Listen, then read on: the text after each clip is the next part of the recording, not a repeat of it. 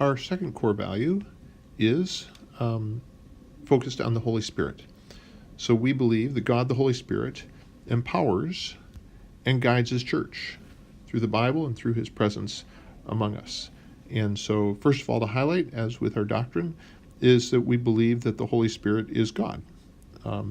Is God just as much as God the Father is God. And so we believe about the Holy Spirit that His work is to empower and guide the church. That we see this in the Bible, the ways in which Jesus said, you will receive power.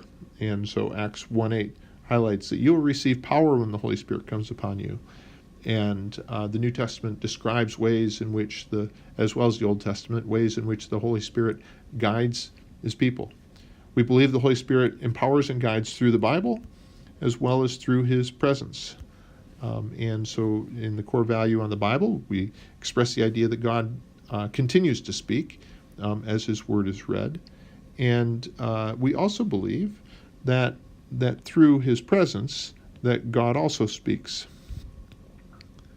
So this is a way in which we can be aware of God's voice, of His speaking, sometimes literally hearing a voice, but I think probably more often a sense of what God is telling us, what He's guiding us in.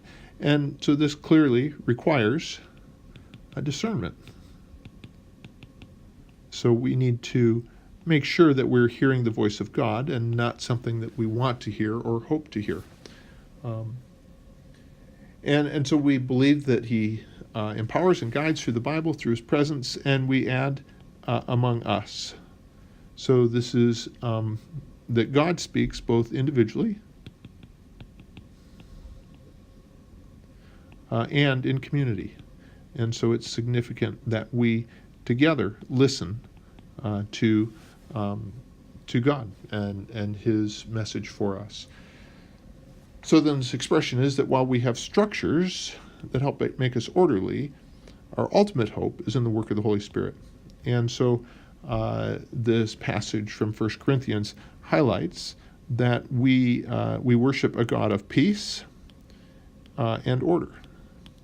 And so we do have structures that help us be peaceful, help us work together well.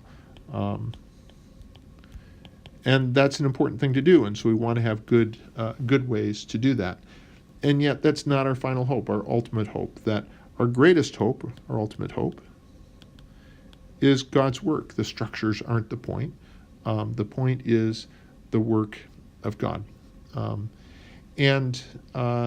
We believe that the Spirit empowers, and this is where the 1 Thessalonians passage highlights that in God speaking, it's not just words, but we anticipate there's power, there's the Spirit, and there's deep conviction when the Holy Spirit is at work. And that is our hope. That's our prayer, what we long for. So we believe in the work of the Holy Spirit. We depend upon the work of the Holy Spirit as our deepest hope for the work of God among us. So our duty is to be filled.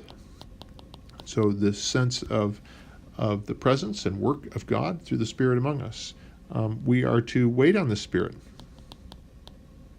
And so this idea is looking to the Spirit to guide us and to depend upon that and hope for that.